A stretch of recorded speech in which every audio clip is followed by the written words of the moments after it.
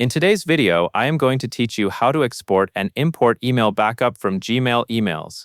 To begin, open your web browser and go to Google Takeout. Google Takeout is the official Google tool for exporting a copy of your data, and it is the safest and most reliable way to back up your Gmail messages.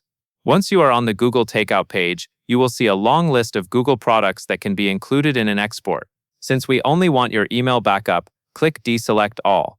This is an important detail because it prevents the export from including extra data like drive files or photos, which can make your download much larger and take longer to process. After you deselect everything, scroll until you find Mail, and then check the box next to it.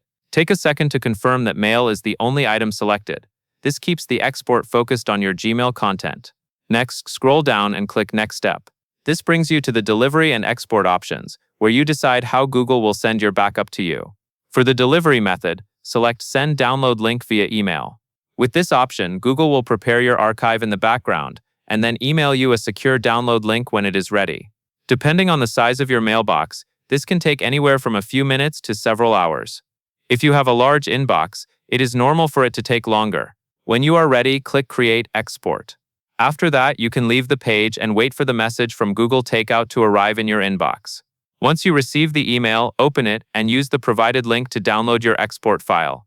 It will download as a compressed .zip file. Locate the downloaded file on your computer, then extract the .zip so you can access the contents.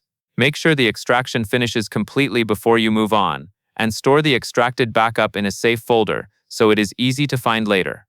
At this point, your Gmail export is complete, and you have your email backup saved locally. That covers everything you need to know, and that is all there is to it.